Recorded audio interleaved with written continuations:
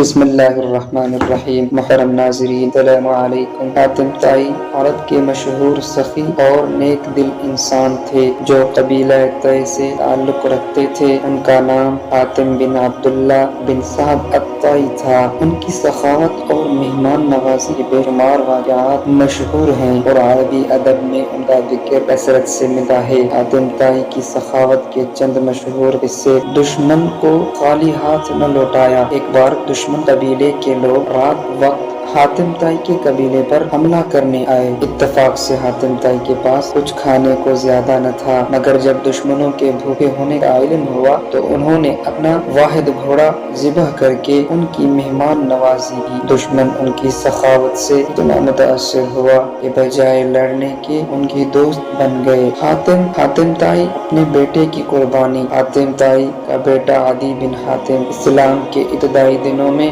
نبی کریم صلی اللہ علیہ وسلم کے مخالفین میں شامل تھا۔ بعد میں وہ مسلمان ہو گیا اور رسول اللہ صلی اللہ علیہ وآلہ وسلم کے صحابی بنے۔ حاتم طائی کے انتقال کے بعد ان کے قبیلے کو مشکلات کا سامنا کرنا پڑا۔ ان کی سخاوت کی وجہ سے ان کی اولاد کے ساتھ احسان کیا جائے گا۔ عدی بن حاتم عزت مقام عطا کیا گیا۔ فقیروں میں سب کچھ بانٹ دینا حاتم طائی کے بارے میں مشہور ہے۔ وہ کبھی سوالی کو خالی ہاتھ واپس نہ بھیجے۔ ایک بار ان کی ماں نے انہیں نصیحت کی کہ دولت سنبھال کر خرچ کرو۔ اس پر حاتم طائی نے کہا، ماں، جو چیز آج میرے پاس وہ کل کسی اور کے پاس ہوگی، پھر کیوں نہ میں خود اللہ کی راہ میں خرچ کر دوں۔ اسلام میں حاتم طائی کا مقام: نبی کریم صلی اللہ علیہ وسلم نے فرمایا، حاتم طائی کافر ہونے کے باوجود اپنی سخاوت کی وجہ سے نرم سزا کا مستحق ہوگا۔ اس سے معلوم ہوا سخاوت اور مہمان نوازی کتنی عظیم سی بات ہے۔ حاتم طائی کی یہ قصے آج بھی لوگوں کے لیے مثال ہیں اور عربی زبان میں حاتمی سخاوت کا محاورہ